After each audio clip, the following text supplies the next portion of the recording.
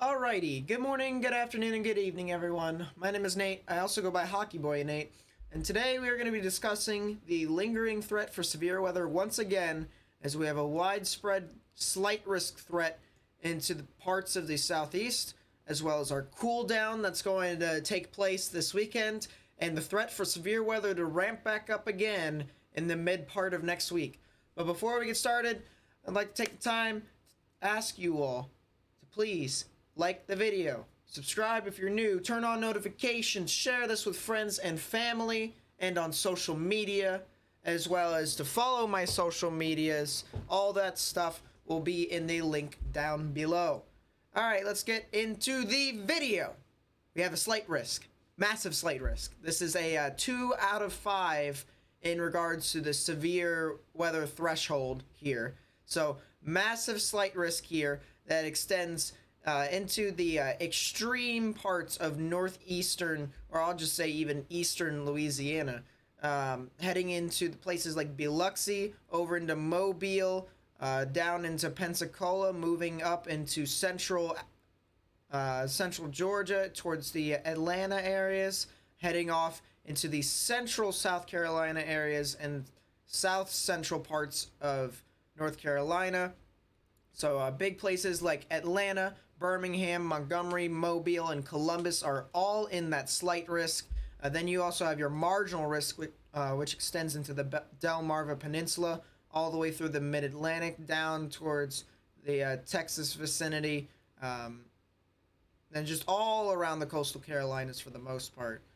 So big places like Baltimore, Charlotte, Washington, New Orleans, Virginia Beach, Wilmington, Myrtle Beach, all those areas, you can get that risk. Why do I have to sneeze in every single video? I don't understand.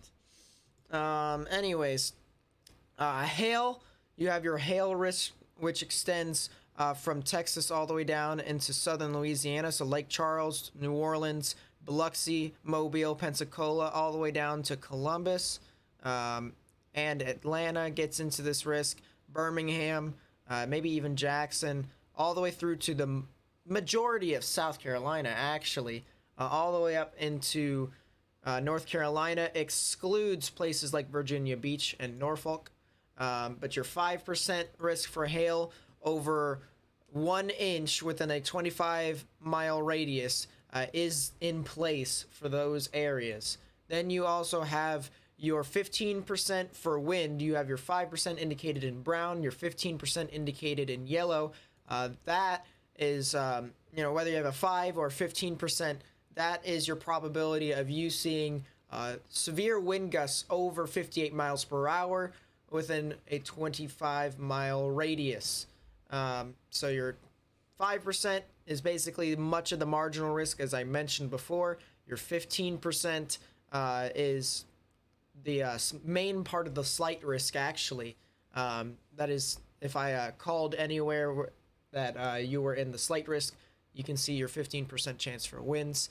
Then we also have our tornado risk, and there is a 5% in place. The 5% is indicated in brown, the 2% is indicated in green. So your 5% is there mainly because, as we'll get into the latter parts of the video with the timings as to when this event could be impacting people, typically the low-level jet or the winds at a specific height in the atmosphere tends to amplify anytime in that in this general vicinity of the United States. This is called Dixie Alley. The main reason why this is a Dixie Alley, tornado alley over here is because of that low-level jet and how it constantly is there and how it constantly can amplify tornadoes. So you have your low-level jet, but in this case, it'll be more or less associated with straight line winds rather than supercells or strong thunderstorms, if you're new to the term. So your 2% extends all the way up towards Norfolk, all the way to the southern parts of the Delmarva Peninsula, into the Virginia vicinity, south of Ocean City, but then all the way along through the coast, down towards the Atlanta vicinity, all the way through to Mobile, Biloxi, and wrapping back around the 5%. Actually, we'll go bring some cities. So Birmingham is actually in this risk. Jackson is not. Columbus is in the 5% actually. So that's something to keep in mind there. But Columbia, Charlotte, Raleigh, Virginia Beach, you guys are in the 2%. And then the 5% here contains places like Montgomery, Alabama, Columbus, Georgia, Dothan, Alabama, Auburn, Alabama, and Phoenix City, Alabama. So if you live over there, you guys have a higher chance of getting a tornado within 25 miles of a point than other areas. There's no other areas here on the other outlooks. You can see day 2 is just a thunderstorm risk for Florida. Day 3 actually has no thunderstorms in the forecast. So that's something to keep in mind too. All right, let's go over to our severe weather threat over in the deep south.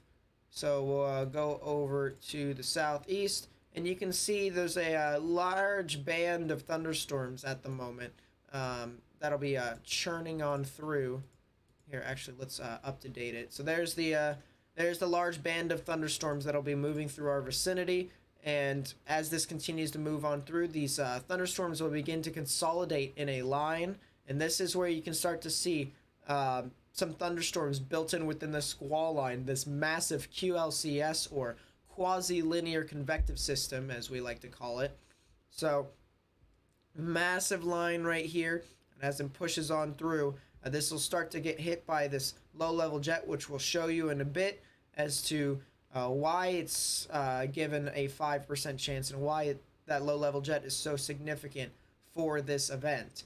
But this line of storms will continue to move on through. So Birmingham will be getting these thunderstorms at around 11 o'clock, noon-ish, something like that.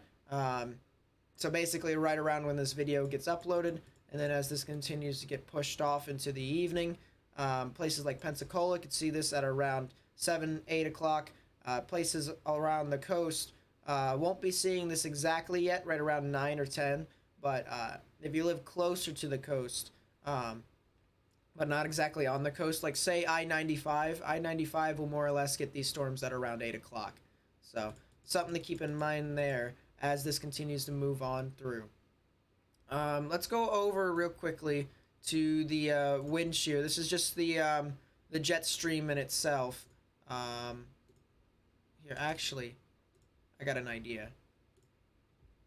I have an idea. So here's the jet stream for you. Right now we're in a bit of a trough. So here's your dip in the jet stream. You have your low pressure system, which is at the bottom of every single trough. And so your wind shear at 500 millibars, which is a specific height in the sky. It's around 6 kilometers up in the sky, give or take.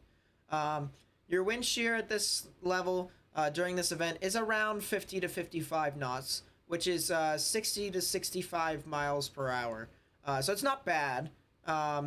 It's definitely a little over what you need as a required threshold for severe weather, or at least for tornadoes and stuff like that. But it's not as powerful as the events that we've had over the past 2.5, 3 weeks. So that is the good news. But still something to keep in mind. That's the wind shear here for you all in this event. Going back over here, here is the low-level jet. So the wind right now for the low-level jet in northern Georgia and northern Alabama is around 30 to 40 knots, maybe 45 in some spots. This is what I mean by the low-level jet being pretty significant. Look at this. Low-level jet starts to see that speed shear, and it starts to get up to 55 knots. So typically with QLCSs, you can see these embedded rotations along with the line of storms. So if you see some storms that start to bow out, you create these bow echoes that you like to hear, or don't exactly like to hear, but you hear from other areas. Once you see a bow echo, then that's when you need to start to look at the northern part of the bow echo, because that's when it can start to rotate counterclockwise, and you can see some potential tornadoes from that specific spot. So something to keep in mind, that if you see any bow echoes, the northern part of the bow echo, you can start to see it curl, and that you could also see some areas on the southern end form supercells within the line, but it doesn't seem to be all too favorable today, so something to keep in mind with that. Let's take a look at the parameters here. We're going to take a look at some soundings to be able to determine as to what all's going on. Doesn't seem to be all too strong, mainly because it's going to be along with the line. But if I take a sounding out in front of the event, this is very contaminated. So let's not take that sounding. That's also contaminated.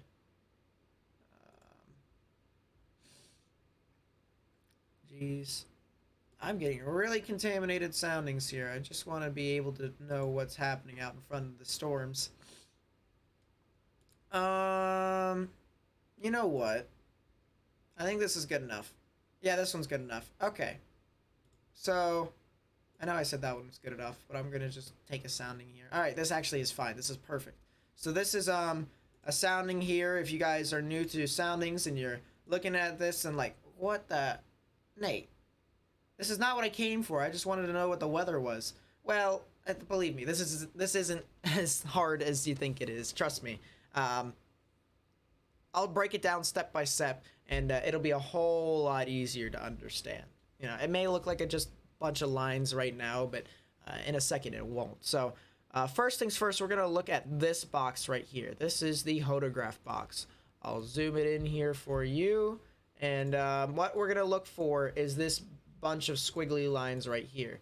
This is the hodograph, this bunch of squiggly lines, and what this means is imagine yourself in a satellite and you're looking down at the ground at this dude who's about to launch a weather balloon. Once he launches that weather balloon, it's not going to go straight up because obviously it's windy up in the atmosphere. You know, the turbulence in whenever you're in a plane, that is some evidence to that there is wind in the atmosphere. The low-level jet that I mentioned before, that is evidence of wind in the atmosphere. So the hodograph represents the path that the weather balloon would take if you were looking down towards the ground at that weather balloon. So if we're in the satellite, in this case, we're going to see the weather balloon. It starts to go up, and then it curls to the right, and then it goes up again, and then it turns around and goes down, and it turns around again. It's not exactly making up its mind, but it does its own little journey going up into the higher parts of the atmosphere. So what we're going to want to look for is the red line aspect of it. So this 0 all the way over to the 3. And if you see right here, you notice how it curls off to the right. This right here is what we're going to want to look for, because what that shows us is that this actually is conducive for tornadoes, mainly because you see that spin in the atmosphere. And so if you can get that spin in the atmosphere, that's when you can start to get some prime supercell structure, or at least structure within the QLCS in this case, to form to have the chance to form tornadoes. So that's something to keep in mind there. This does check off as a tornado sounding, but it isn't as strong as some of the other soundings that I've seen in the world. I mean, it's a pretty small curl off to the right. So that's something to keep in mind there. Next, we're going to go over to this over here. This is called a scuti chart. And more lines. I know, right? This is something that you guys didn't think you'd be learning, but here you are. This red line right here that goes up through here, it starts down here to the 73F. That is the temperature in the atmosphere. So as it ascends in height, it's obviously going to get colder because, you know, if you think of the temperature from someone in a valley compared to the temperature on top of a mountain, the person on top of the mountain is going to have colder temperatures than the person in the valley. So, you know, same thing here. You can see these different numbers right here, -40 all the way over to 50. That actually is the temperature in Celsius. I don't know why they didn't just put it in Fahrenheit, but you know what? It's close enough. All you need to really know is that 0 degrees Celsius is 32 degrees Fahrenheit. So these lines right here that move on through, this tells you the temperature as this goes up in a specific height in the sky. So if you could just imagine that this is 73 degrees Fahrenheit at this specific spot, and that this is 32 degrees Fahrenheit right here, that is basically what the premise of the temperatures within the scuti chart actually would represent. So, and it's different every single event. You know, not every event is the same. You can have temperatures in some instances be like 78 degrees. Your dew points, which is represented in this green line, this could be like 65 degrees, 62 degrees, 50 degrees, whatever. It's different every single time, but it's not exactly set in stone for every single event that it's always going to be 73 degrees as the temperature and 68 degrees is the dew point. But 68 degrees is the dew point at the surface, and that green line is represented as the dew point. Now this dotted line right here, this is actually, if you guys could remember what I said about how the -40 to the 50 down at the bottom is the temperature in Celsius. The dotted line is represented as the path in which a developing thunderstorm would take in order for it to get from infancy to maturity. So this is the developing thunderstorm line, or the developing parcel line, as we like to call it. And this is represented, as I mentioned, as this dotted line. Now, in between that developing parcel line and the red line is represented as convective available potential energy, or CAPE. This actually is the measure of the amount of fuel or energy in the atmosphere to allow thunderstorms to develop and or sustain. So if we take a look over here at these values underneath CAPE, you can see at the surface level, it's 1,770 joules per kilogram. Joules per kilogram is just a measure of energy, similar to how Fahrenheit is a measure of temperature. But 1,770 joules per kilogram. In order for you to consider strong storms, they would need to be around above 2,000, I would say. But, you know, 1,770 joules per kilogram. That is some decent thunderstorms there. You would want at least over 7,500, well, not 7,000, over 750 joules per kilogram in order to consider just thunderstorms in general. I mean, yeah, I'd just say thunderstorms with thunder and stuff like that. You know, you can get some of these passing storms that just won't have thunder, but, you know, stuff with thunder, I would anticipate around 1,770 joules per kilogram to be plenty. Then you also have your limiting factor. People also ask about what the capping inversion is in the comments. It's 6. It's not a whole lot. Usually in order to kill off thunderstorms, you would want like over 55-ish, over 60. So it's not a whole lot here today. Lapse rates, this just determines our updrafts. Anything 6.5 and above is decent. That's good enough to hold in place your thunderstorms and create some larger bits and bobs of hail. Maybe just hail in general, and maybe even a tornado. But your updraft characteristic is fine because it's 6.6 at surface to 3 kilometers up in the sky, and then 6.5 at 3 to 6 kilometers as well. Your helicity, this is something interesting, though, that I will note.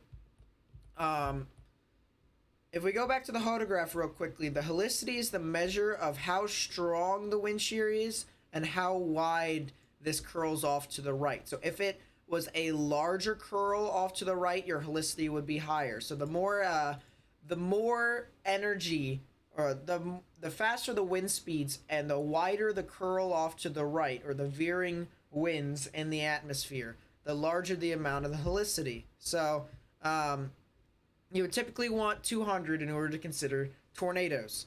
In this case, it's 140, and that's not too good. As a matter of fact, the surface to 1 kilometer, the one that I use the most to determine if there's tornadoes, is 112, and that's not very good. So I'd anticipate more of a gusty wind threat, but there is some veering in the winds to indicate that there is a small chance for tornadoes. And I would, because the low-level jet is relatively intense still, I could anticipate that there could be the chance for some tornadoes within that line as well, especially into the afternoon and evening hours.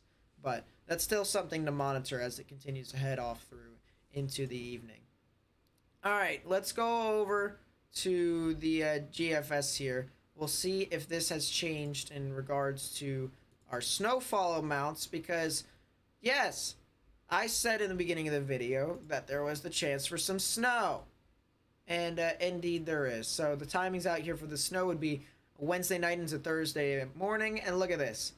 Boom. Giant amounts of snow. All the way up to the northeast. You can just see here from Thursday morning, well, Wednesday evening to Thursday morning to Thursday afternoon, it just races off and lingers with snow. Boom. Across the board. It's already done by Thursday night into Friday morning. So, the people that could see these snowfall amounts would be, yeah, I said before that Ohio could see a bit of a dusting. I actually still stand true to that. Now, here's one thing that I do want to mention. The Euro model actually has it that Lake Erie, those areas, as well as people along Lake Ontario, they would have had snow, but now it's not as much anymore. So I'm going to laugh at this because I find it really funny. My area, South Central PA, it's a Central PA, it's a Northeastern PA. You guys could actually see some snow and upwards of 3 to 5 inches, maybe 5 to 8 inches in higher elevations. The Appalachians in West Virginia, you guys could see some higher amounts of snowfall. You know, the Eastern Panhandle, you guys could see some snowfall and upwards of 3 to 5 inches. I know I have some colleagues who live in the Washington County, Frederick County area, and Maryland. You guys have a chance of seeing snow, although I don't think there is a major chance because we live in the Mid-Atlantic, and the Mid-Atlantic hates us when it comes to snow. So I would just keep that in mind, that you have the chance for some snow, but it would be, you know, not really too large. It'll be just kind of like a dusting, if you know what I mean. But I'll tell you what areas won't be a dusting. Look at upstate New York. Look at that. Some areas can get up to a foot of snow in some areas. Even into Vermont, you know, maybe not as high as a foot, but, you know, it can get up to 5 to 8 inches, 8 to 12 inches if you go further into Vermont and even into New Hampshire. But the cutoff line seems to be the central part of the state of New Hampshire. So, you know, if you're like in southern parts of New Hampshire, you guys aren't going to see anything. But if you're in like northern parts of New Hampshire, you guys could most likely see something. And that's the same for Maine too. If you're like not right on the border of Quebec and Maine, you guys aren't really going to see a whole lot. But if you guys are on the border per se, then you guys are most likely going to see a whole lot. You can see snowfall upwards of maybe even a foot in some spots, so something to keep in mind there. Now, I did say we were going to talk about the threat for some severe weather next week, and here I'll take a look at the jet stream here for you all to allow me to reinforce my point, and then we'll take a look at the probabilities of this severe weather with a nice little analog guidance that I have here, this new thing that I'm going to be adapting onto my channel.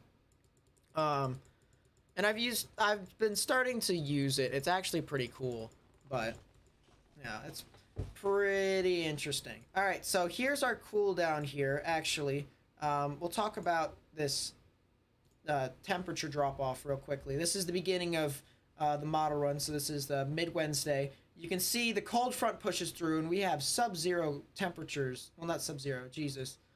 Sub-zero temperatures start to go into the central eastern parts of Canada. That cold air, that Arctic blast, will provide some sub-freezing temperatures into most of the Midwest, into the Mid-Atlantic and the Northeast, especially around New England. You can take a look and see here. This is Friday morning. We got temperatures in the teens in some spots in the Appalachians, moving on through into the northern Appalachians, into upstate New York.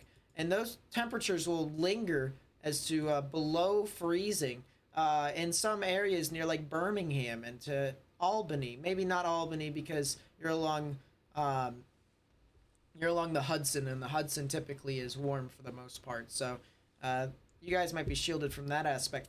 But for most areas who live in the mid-Atlantic into the Northeast, you guys will see 40s to 50s, maybe even less as you head further north. But still something to keep in mind, that massive cold spot of air pushes on through. we get some cooler temperatures. Now, some areas that won't be as cool is, Central Plains. Central Plains, just the plains in general, pretty warm. So your cold pocket of air will begin to move out, and you'll start seeing really comfortable temperatures on Sunday, Monday, Tuesday, and heading into the severe threat on Wednesday, which is what I want to talk about here. So here's Tuesday, and you can see we're in a bit of a ridge from after the snowstorm to the next thunderstorm. This high pressure's in place, provides some comfortable weather for the most part. I could expect 60s, 70s, and 80s across the board here for the most part. So if you live in anywhere within this loop right here that I just created, you guys can see some comfortable temperatures for the most part, even some summer conditions if you live closer to the coast. But then here's, with every ridge comes every trough, and there is our next trough with our low pressure system.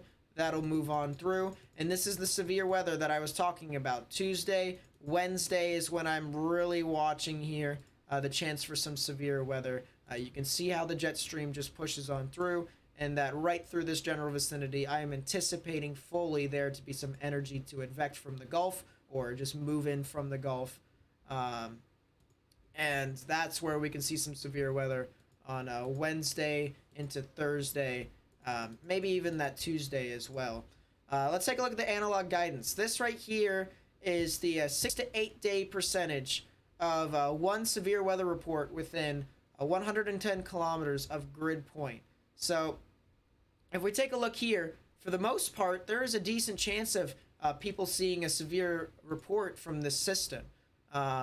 This is, in some spots, northern Kansas, southern Nebraska, you have a 43% chance, or even almost a 50% chance. Yeah, you do see a 50% chance in some spots of you seeing a severe weather report there. So that's something to keep in mind as well.